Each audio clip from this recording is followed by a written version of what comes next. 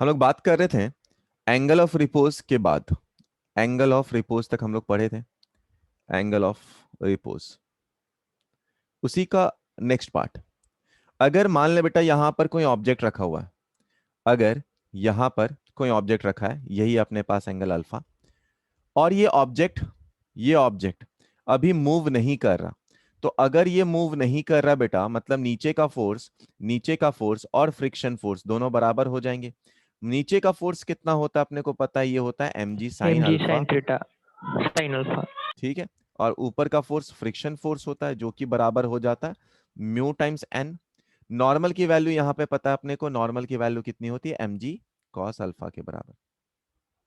अच्छा, अगर बेटा ये एट रेस्ट है, अगर ये रुका हुआ है, अगर रुका हुआ तो अपन जानते हैं कि जो फ्रिक्शन होगा वो बहुत चतुर होगा, और जो फ्रिक्शन की वैल्यू होगी वो अप्लाइड फोर्स के बराबर होगी, यानी mg साइन अल्फा के बराबर होगी। ठीक है, ये बात अपन जानते हैं सभी लोग। आ जाओ। Yes sir. अगर यहां पे बेटा कांटेक्ट फोर्स निकालना हो, तो अपने को पता है ये है नॉर्मल, ये है नॉर्मल।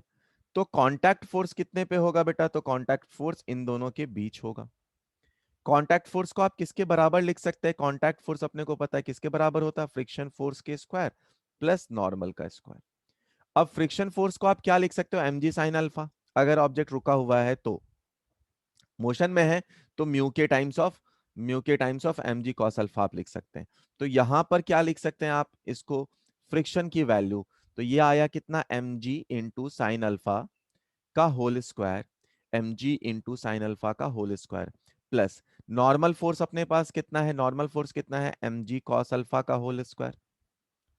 अब इन दोनों को अगर आप स्क्वायर करें तो कांटेक्ट फोर्स कितना निकलेगा बेटा, mg के बराबर। समझ में आया यहां तक। अगर मान ले बेटा अगला इसका पार्ट ऐसा कर दिया जाए कि ये मूव कर रहा, ये अब मूव कर रहा, तो अगर मूव कर रहा है ऑब्जेक्ट, तो फ्रिक्शन फोर्स की वैल्यू कितनी लगेगी, फ्रिक्शन फोर्स की वैल्यू कितनी लगेगी, ये वो म्यू, और जनरली दिया होगा तो म्यू के भी आप लिख सकते हैं, नहीं तो आपको जो म्यू दिया है आप उसको भी यूज कर सकते हैं।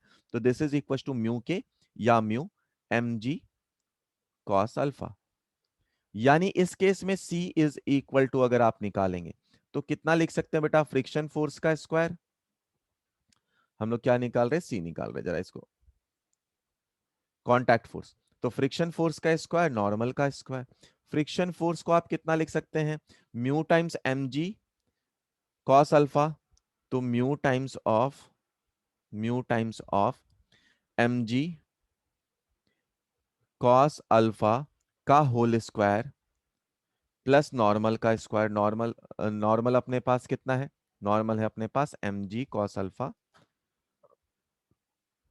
का होल स्क्वायर। ठीक है, निकाल सकते हैं।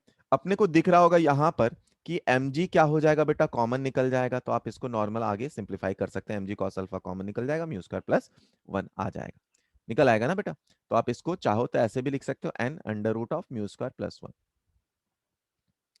ठीक है, समझ में आया यहां तक। आ जाओ बेटा, इसके आगे हम लोग और चर्चा करते हैं थोड़ी सी। मान लो अपने पास वही इंक्लाइंड प्लेन है, इंक्लाइंड प्लेन है जिसका एंगल अपने पास दे रखा है अल्फा, एंगल दे रखा है अल्फा। अगर यहां पे अपने पास कोई एक ऑब्जेक्ट है, अगर यहां पर अपने पास कोई ऑब्जेक्ट है जो कि नीचे मूव कर रहा, जो कि नीचे मूव कर रहा, मतलब इसका एक्सेलरेशन अगर नीचे की तरफ है, तो एक्सेलरेशन कैसे लिख सकते हैं बेटा, हम लोग जानते हैं न्यूटन के सेकंड लॉ से कि अपने को एफ नेट निकला होगा, पीछे की तरफ फ्रिक्शन हो, आगे की तरफ कैपिटल एफ जो कि mg साइन अल्फा के बराबर होगा। तो आप इसमें एक्सेलरेशन कैसे लिख सकते हैं, इसको लिख सकते हैं mg sine alpha minus friction force is equal to mass into acceleration. अब यहां से अगर आप एक्सेलरेशन निकालें तो इसको क्या लिख सकते हैं आप, mg साइन अल्फा फ्रिक्शन को लिख सकते हैं अपन mu times of mg cos alpha upon upon m लिख सकते हैं। अगर बेटा इसका दूसरा केस ले लिया जाए, है ना, इसका दूसरा केस ले लिया जाए जिसमें ऑब्जेक्ट नीचे से ऊपर जा रहा हो, जिसमें ऑब्जेक्ट नीचे से ऊपर जा रहा हो, तो मान लो ऐसा अपने पास ऑब्जेक्ट है जिसको आप नीचे से ऊपर की तरफ थ्रो कर रहे हैं और इसकी आगे की तरफ वेलोसिटी है। अगर वेलोसिटी बेटा आगे की तरफ है तो इस पे रिटार्डेशन लगेगा। अपन क्या जानते हैं, जब इसको किसी वेलोसिटी से आप थ्रो कर दे तो इसकी वेलोसिटी बाद में कम हो जाती है। यही एंगल वापस से अल्फा ले ले तो अपन देखेंगे पीछे की तरफ कितना लग रहा होगा, mg साइन अल्फा। अब क्योंकि इसका मोशन आगे की तरफ है तो फ्रिक्शन भी पीछे लग जाएगा।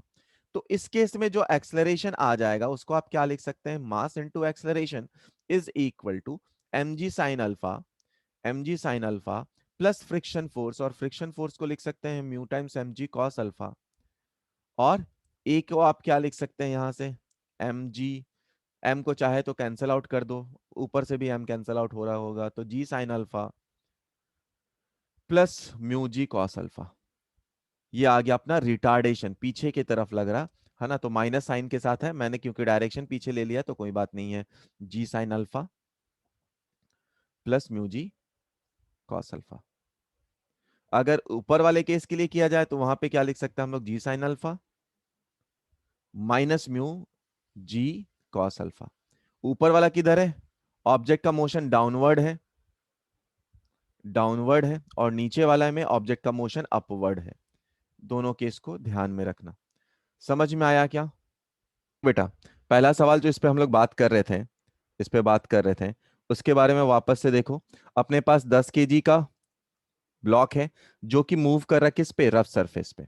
इस पे कोफिशिएंट ऑफ फ्रिक्शन भी दिया हुआ अपने पास, है ना, the frictional force acting on the block. अब देख बेटा, इसकी वेलोसिटी कांस्टेंट है ना। अगर वेलोसिटी अपने पास कांस्टेंट हो जाए, वेलोसिटी कांस्टेंट हो जाए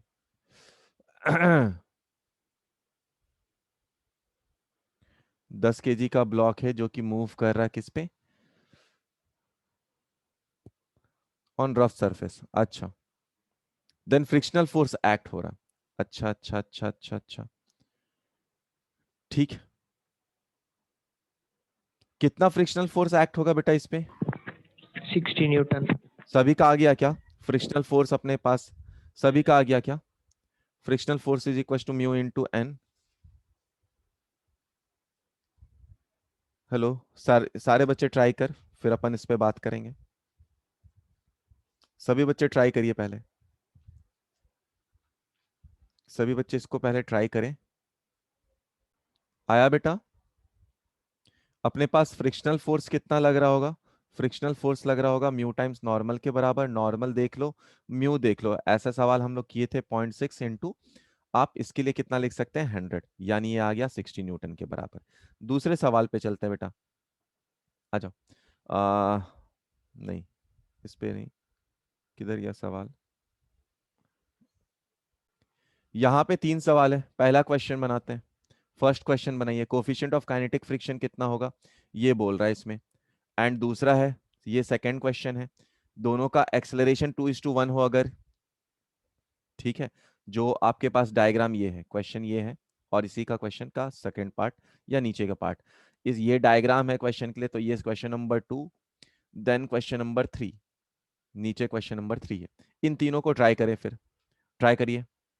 आ जाओ, देख बेटा, सबसे पहला सवाल से स्टार्ट करते हैं अपन। एक ब्लॉक है जिसका मास 10 kg है, किसी इंक्लाइंड प्लेन पे कांस्टेंट वेलोसिटी से मूव कर रहा है ना।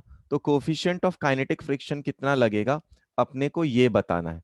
कोफिशिएंट ऑफ काइनेटिक फ्रिक्शन कितना लग रहा होगा, ये बताना है।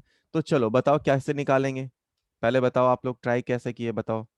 चलो, बिल्कुल 0.8 आ रहा पर। बिल्कुल बिल्कुल, वो ऑलमोस्ट उसी के बराबर होगा। हाँ देख वही बेटा, से। तो हम लोग यहाँ पर अगर आप देखें, क्योंकि बोल दिया है क्या कि कांस्टेंट वेलोसिटी से जा रहा, पिछले वाला जो हम लोग सवाल किए थे उसमें कहीं लिखा नहीं था कांस्टेंट वेलोसिटी से जा रहा, बट यहाँ पे लिखा हुआ है कांस्टेंट वेलोसिटी से जा रहा, है ना। तो अगर कांस्टेंट वेलोसिटी से जा रहा तो एक्सेलरेशन 0 होगा, मतलब नीचे का फोर्स और ऊपर का फोर्स बराबर होगा। नीचे का फोर्स कितना है अपने पास, वो है जी टाइम्स ऑफ साइन थीटा, और इज इक्वल टू ये किसके बराबर होता है, म्यू जी कॉस थीटा। यहां से अपने पास कितना आया, म्यू की वैल्यू कितने के बराबर आ गई, 1037 के बराबर।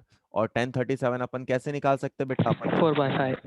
है ना, 3 4 5, बिल्कुल ठीक। तो हम लोग म्यू की वैल्यू निकाल सकते हैं 4/5 से निकाल सकते हैं, तो ऑलमोस्ट इक्वल टू ये 0.8 आसपास आ जाएगा। अगले सवाल पे आते हैं बेटा, सेकंड सवाल सभी ने ट्राई किया, कोई बात नहीं, अगर सेकंड सवाल वापस से देखो बेटा, क्या बोल रहा है, एक स्मूथ है और एक रफ सरफेस है। तो अभी स्मूथ के लिए हम लोग एक्सेलरेशन जानते हैं कितना होता है, वो जानते हैं हम लोग कितना होता है, कितना होता है बेटा, जी साइन थीटा के बराबर। और रफ के लिए भी हम लोग जानते हैं, तो एक्सेलरेशन ए निकालते हैं, एक्सेलरेशन बी निकालते हैं। रफ के लिए जब बॉडी नीचे आए तो हम लोग क्या जानते हैं उसके लिए, G sine theta minus minus mu G mu जी कॉस थीटा, है ना। cos। ठीक है, तो अब यही दोनों के बराबर बोल रहा है कि इसका रेशियो है, कितना रेशियो है, 2:1 के बराबर है। तो आप acceleration of a upon acceleration of b is equal to किसके बराबर है, ये जी साइन थीटा। ठीक है, डिवाइडेड बाय जी को कॉमन ले लेता हूं मैं, ये आ जाएगा जी साइन थीटा माइनस म्यू जी, जी तो चला गया है, कॉस थीटा।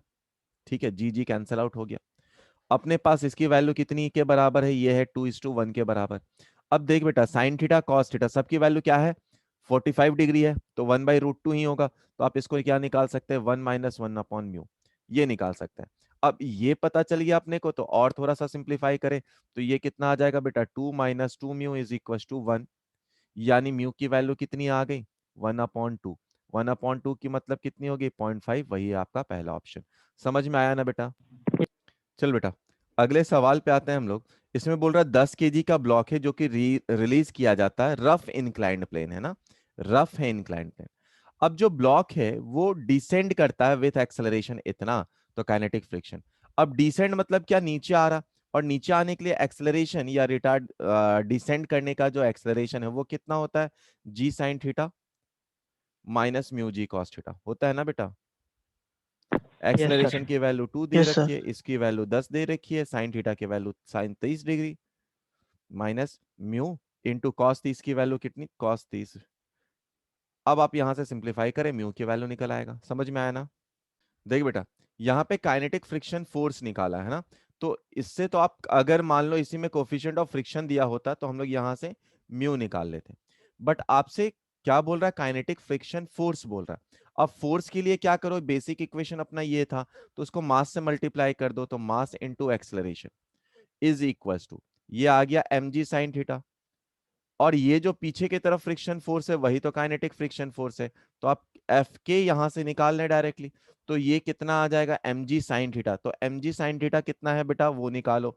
एम की वैल्यू है 10 इंटू जी 10, साइन थीटा साइन कितना 30 डिग्री, तो हाफ, 1/2। माइनस मास की वैल्यू कितनी 10 इंटू 2, तो ये कितना आ गया 50 माइनस 20, तो ये डायरेक्टली आ गया काइनेटिक फ्रिक्शन फोर्स की वैल्यू 30 न्यूटन।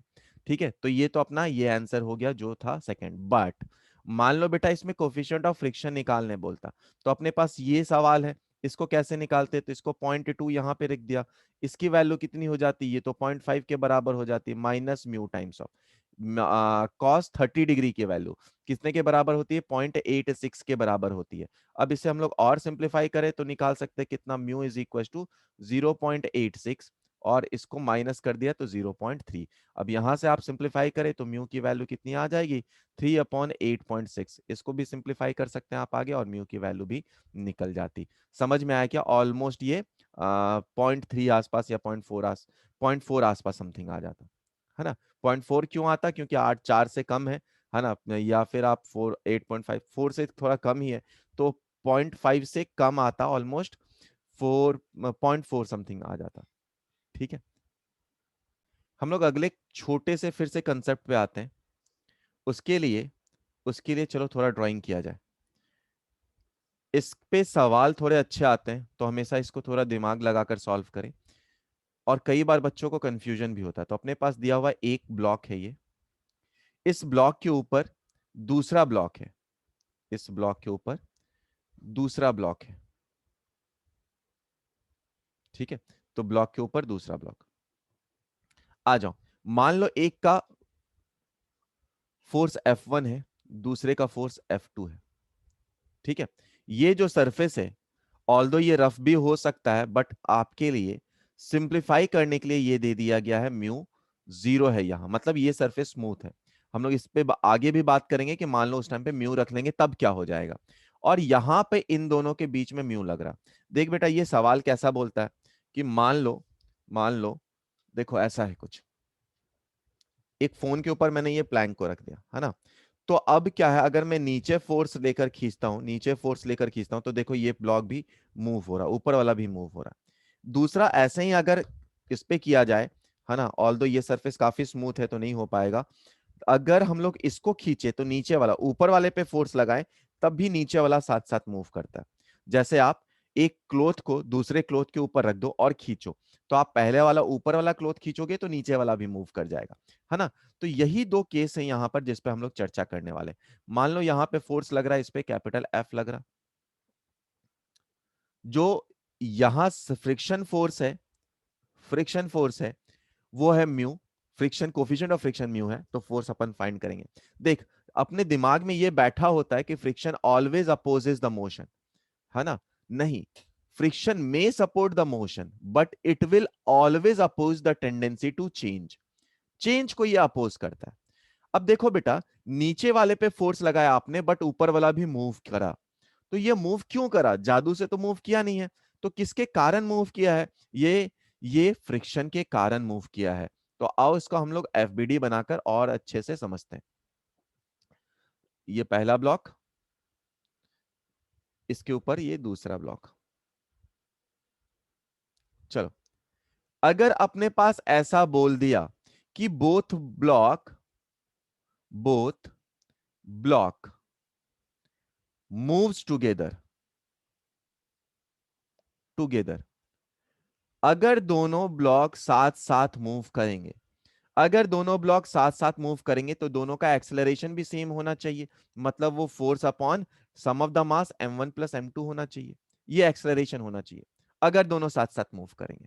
अच्छा, तो जरा एफबीडी बनाते हैं हम लोग और देखते हैं कि क्या क्या हो रहा है। यहां पे बेटा फोर्स लग रहा है एफ, अब नीचे वाले सरफेस पे तो कोई फ्रिक्शन फोर्स है नहीं, तो अपन चलो कोई बात नहीं, अच्छी बात है, एक्सेलरेशन आगे की तरफ है। अब देख बेटा, ये सरफेस और ये सरफेस कांटेक्ट में है ना, तो अगर आप नीचे वाले सरफेस को एफ से खींच रहे हो, तो जो इसके पीछे वाला सरफेस है वो कैसे लगेगा, उसके उस पे जो फ्रिक्शन लगेगा वो पीछे की तरफ लगेगा, क्योंकि कैपिटल एफ नीचे वाले ब्लॉक पे आगे लग रहा था, तो फ्रिक्शन क्या चाहेगा, किसके मोशन को अपोज करे, तो इस सरफेस पे फ्रिक्शन पीछे लगा, बट ऊपर वाला सरफेस पे भी फ्रिक्शन लग रहा है। देखो, अगर मैं अपने हाथों को रब करता हूं तो इस पे भी फ्रिक्शन फोर्स लग रहा है, इस पे भी फ्रिक्शन फोर्स लग रहा है, तो यहां वाला जो ऊपर वाला ब्लॉक है इस पे फ्रिक्शन फोर्स आगे की तरफ लग रहा है। अब इसी फ्रिक्शन फोर्स के कारण जो ऊपर वाला ब्लॉक है वो मूव कर रहा, तो अगर मैं एफबीडी लिखूं बेटा, तो क्या लिख सकता हूं सेकंड ब्लॉक के लिए, नीचे वाले के लिए, capital force minus friction force is equal to mass into acceleration, and friction force second block के लिए अगर लिखूं is equal to m1 into A. क्या यहां तक सबको समझ में आया? देख बेटा, फिर से बताता हूं, अगर अगर फ्रिक्शन देखो, फ्रिक्शन दो सरफेस के बीच में आ रहा, इस पे फ्रिक्शन किधर लग रहा है, नीचे वाला ब्लॉक मान लो ये है, नीचे वाला ब्लॉक ये है और ऊपर वाला ब्लॉक ये है, नीचे वाले ब्लॉक पे जैसे ही आपने फोर्स लगाया तो इसका सरफेस क्या होगा, आगे जाने का टेंडेंसी रखेगा, है ना, तो इसका चेंज इन मोशन की तरह आगे की तरफ, तो फ्रिक्शन लग गया पीछे की तरफ। अब फ्रिक्शन बिल्कुल पेयर पे आ रहा, तो यहां पर फ्रिक्शन जो ग्राउंड है उस पे लग रहा है या नीचे वाले पे लग रहा है पीछे की तरफ, तो ऊपर वाले पे लगेगा फ्रिक्शन आगे की तरफ, है ना। तो फ्रिक्शंस कैसे आ रहे हैं, बिल्कुल ये एक्शन रिएक्शन जैसा ही आ रहा, एकदम पेयर में आएंगे फ्रिक्शन, एक्शन रिएक्शन तो खैर नहीं बोल सकते इसे, बट बट ये पेयर में आ रहा। ये बात समझ में आया क्या? क्या देखो, नीचे वाले में कॉज क्या है बेटा, नीचे वाले में जो मोशन आ रहा वो बिकॉज ऑफ दिस फोर्स लग रहा, तो नीचे वाले ब्लॉक में जो फ्रिक्शन लगेगा उस ब्लॉक पे पीछे की तरफ लगेगा, कहां पे, जहां पे फ्रिक्शन ऑफ कोफिशिएंट दिया हुआ है, कोफिशिएंट ऑफ फ्रिक्शन दिया हुआ है। ऊपर वाले ब्लॉक पे आए, अगर ऊपर वाले ब्लॉक पे आए तो यहां पे फ्रिक्शन क्योंकि इस वाले ब्लॉक पे पीछे के तरफ लग रहा है, देखो इसका टेंडेंसी ऑफ मोशन पीछे जाने का है, इसका टेंडेंसी ऑफ मोशन आगे है, ठीक है, तो ये क्योंकि पीछे आ रहा है इस ब्लॉक पे, तो इस वाले ब्लॉक पे आगे की तरफ आया। यहां तक समझ में आया बेटा? एक्सेलरेशन यहां से निकाल चुके हैं, है ना, बट फ्रिक्शन की वैल्यू हमेशा फिक्स होती है बेटा। कैसे फिक्स होती है, कैसे फ्रिक्स होती है, क्योंकि फ्रिक्शन इस बॉडी, ऊपर वाले बॉडी को मोशन लाने के लिए कौन रिस्पॉन्सिबल है, फ्रिक्शन रिस्पॉन्सिबल है। फ्रिक्शन की वैल्यू कितनी होती है, म्यू टाइम्स ऑफ नॉर्मल होती है, नॉर्मल कितना लग रहा है सरफेस पे, तो म्यू m1 इंटू जी लग रहा, और यहां पे लगा m1 इंटू ए। तो एक्सेलरेशन जो कि अब जिस ब्लॉक पे फोर्स नहीं लग रहा ना बेटा, वो क्रिटिकल ब्लॉक है। तो क्रिटिकल ब्लॉक का एक्सेलरेशन अगर देखा जाए तो वो हमेशा फिक्स होगी अपने पास म्यू टाइम्स जी के बराबर। क्या ये बात समझ में आया? अगर मान लो ये जो एक्सेलरेशन है, अगर जो आपने निकाला, अगर ये एक्सेलरेशन ज्यादा हुआ है तो क्या होगा बेटा? ये जो आपने निकाला है, ये निकाला है, इसकी वैल्यू तो मैक्सिमम फिक्स है। मान लो म्यू की वैल्यू आपको पता है, जी भी फिक्स है, तो ये वैल्यू तो फिक्स है। अगर ए की value greater than critical block के एक्सेलरेशन से आ गया, क्रिटिकल ब्लॉक कौन सा है हमेशा याद रखना, जिसपे फोर्स नहीं लग रहा है। तो अगर ये एक्सेलरेशन क्रिटिकल ब्लॉक के एक्सेलरेशन से ज्यादा हो गया तो क्या होगा? टेंडेंसी ऑफ स्लिप होगा। तब दो सरफेस आपस में स्लिप करने लगेंगे, मतलब एक ज्यादा आगे जाएगा, एक थोड़ा कम आगे जाएगा, दोनों के बीच में रिलेटिव एक्सेलरेशन आने लगेगा। तब उस केस में अगर आप पहला वाला इक्वेशन लिखें तो F माइनस फ्रिक्शन फोर्स, अब यहां पे भी जो फ्रिक्शन फोर्स लगेगा उसकी वैल्यू कितनी होगी बेटा? म्यू टाइम्स ऑफ m1g के बराबर ही होगी, is equal to m2 into a. m1g लिखा है बेटा, ध्यान रखना m1g, क्योंकि नॉर्मल कौन अप्लाई कर रहा? m1 अप्लाई कर रहा है इस वाले ब्लॉक पे, इसीलिए is equal to m2 into ए2 लिख दिया। और नीचे वाला ब्लॉक के लिए अगर आप लिखेंगे, नीचे वाला ब्लॉक के लिए लिखेंगे तो उसके लिए जो क्रिटिकल एक्सेलरेशन था a1, वही आया है क्रिटिकल एक्सेलरेशन, यानी वो तो वैल्यू फिक्स है, म्यू टाइम्स जी ही लगेगा। यानी जब एक्सेलरेशन, जब नेट एक्सेलरेशन, कौन सा एक्सेलरेशन? जो आपने फोर्स के साथ निकाला है, वो अगर ज्यादा हुआ तब क्या होगा?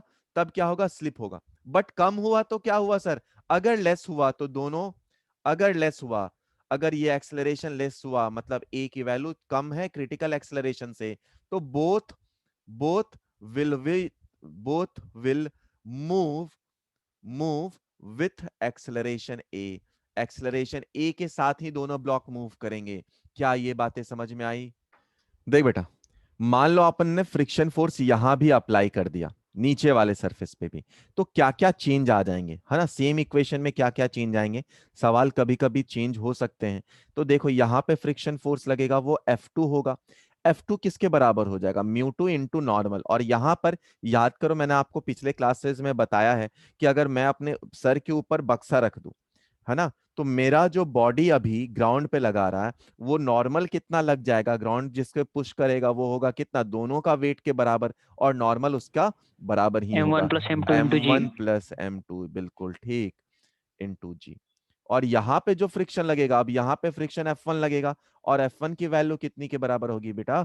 म्यू1 इंटू m1 इंटू जी के बराबर होगी, और यहां पे फ्रिक्शन फोर्स लग जाएगा। फिर से अगर आप चाहें तो कॉमन एक्सेलरेशन निकाल सकते हैं, अगर दोनों ब्लॉक साथ में मूव कर रहा तो क्या लिखेंगे? Force upon sum of the mass लिख सकते हैं हम लोग। बट बट जैसे ही आपने फिर एफबीडी बनाया तब भी आप लिख सकते हैं, अगर साथ साथ मूव कर रहा तो एक्सेलरेशन सेम होगा, अगर साथ साथ नहीं तो हम लोग जानते हैं A1 A2 ले सकते हैं, जो अभी अभी हम लोग चर्चा किए। तो चलो इसके लिए अगर मैं एफबीडी बनाकर लिखूं तो friction force capital F minus अंदर की तरफ फोर्सेस कितने हो गए? माइनस F1 प्लस F2, या minus F1 F2 is equal to M2 into A. ये इसके लिए इक्वेशन। ऊपर वाले के लिए इक्वेशन क्या लिख सकते हैं आप? F1 is equal to M1 into A. समझ में आया क्या? समझ में आया क्या बेटा? क्या चेंजेस हो जाएंगे? इसी का सेकंड केस, कि मान लो बेटा ऊपर वाले सरफेस पे फ्रिक्शन फोर्स लग जाए, है ना, तो जो एक्सटर्नल फोर्स है वो ऊपर वाले पे लगने लगा, तो अब क्रिटिकल ब्लॉक कौन सा हो जाएगा बेटा? नीचे वाला हो जाएगा, है ना। तो फिर से हम लोग अपना एनालिसिस करेंगे, फिर से एनालिसिस करेंगे और चेक करेंगे कि दोनों में क्या क्या प्रॉब्लम हो सकता है, दोनों का पहले एफबीडी क्या हो सकता है, दोनों का एक्सेलरेशन क्या हो सकता है, साथ मूव करेगा तो क्या होगा, और कौन सा फोर्स किसको साथ लेकर जाएगा। चलो, तो हम लोग बात करते हैं वापस से, इस पे फोर्स लगाया। अब देखो बेटा, जब आपने ऊपर वाले पे फोर्स लगाया M1 M2, तो ऊपर वाले पे जो ब्लॉक पे फोर्स लगा रहे फ्रिक्शन, उसको क्या बीच करेगा? फ्रिक्शन। अपोज, बिल्कुल। तो फ्रिक्शन इस पे लग जाएगा पीछे की तरफ, और और इस नीचे पे वाले ब्लॉक पे फ्रिक्शन आगे। आगे की तरफ, बिल्कुल सही। अगर एक्सलेरेशन मान लो कि दोनों साथ साथ मूव करता है तो आप F upon M1 plus M2 लिख सकते हैं, लिख सकते हैं ना बेटा? पक्की बात। अच्छा, यस जब सर। लिख सकते हैं, तो हम लोग सेकंड वाले और फर्स्ट वाले ब्लॉक दोनों के लिए एफबीडी तो लिख ही चुके हैं, इक्वेशन लिखते हैं। तो पहले वाले ब्लॉक पे अगर आप लिखें तो क्या लिख सकते हैं, फोर्स और सबका एक्सेलरेशन आगे की तरफ ही होगा, तो force minus friction force is equal to m1 into A के बराबर। ठीक है। और सेकंड वाले ब्लॉक पे आप क्या लिख सकते हैं, सेकंड वाले ब्लॉक पे क्या लिख सकते हैं, F friction force is equal to m2 into A के बराबर। अब देख, फ्रिक्शन फोर्स जो लग रहा है सेकंड वाले ब्लॉक पे, उसके लिए नॉर्मल कितना लगेगा ये अपन जानते हैं क्या, कितना लगेगा normal, M1 mu m1 M1 into plus G. M2। नहीं, ये दोनों सरफेस, इस सरफेस पे आप हाँ चीटा वो वाला बनकर सर, बैठ जाओ तो आपको कितना मुझे ब्लॉक लगा उठाना M2 होगा। पे सर। नहीं नहीं, M2 के नीचे वाले पे आप बता रहे थे वो सही होता, बट आप किस पे देख रहे हैं, इस सरफेस पे देख रहे हैं ना बेटा, तो इस सरफेस पे क्या अगर आप चीटा बनकर बैठ जाओ तो आपको कितना ब्लॉक उठाना पड़ेगा वो अपन बता सकते हैं, है ना, कितना m1 उठाना पड़ेगा।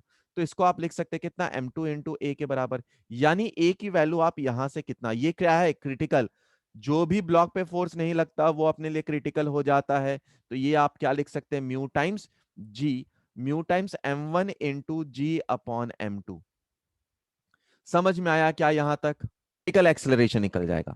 अब मान लो फिर से वैसा मैं सवाल बोलूं कि ऐसा एज्यूम कर लो कि एक्सेलरेशन जो निकाला आपने अगर वो मोर देन है एसी से, क्रिटिकल एक्सेलरेशन से, तो क्या होगा, दोनों के बीच में स्लिप होगा, दोनों के बीच में स्लिप होगा, तो स्लिप होगा तो एक्सेलरेशन सेम नहीं रहेगा, सेम नहीं रहेगा, अपोज या डिफरेंट हो जाएगा।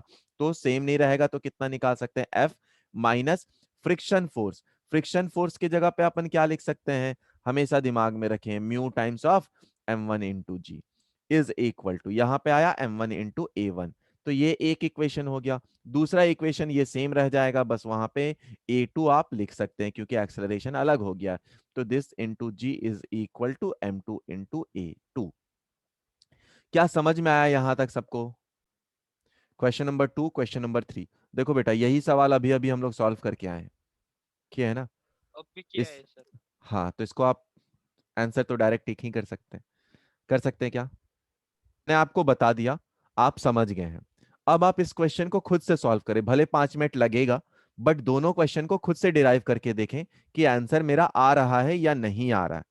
ठीक है, तो दोनों क्वेश्चन को आप खुद से अभी डिराइव करें, ट्राई करें, 5 मिनट है, 5 मिनट चलो बहुत, 2-2 मिनट दोनों सवाल के लिए, ठीक है, नहीं तो मैं वापस से बताऊंगा।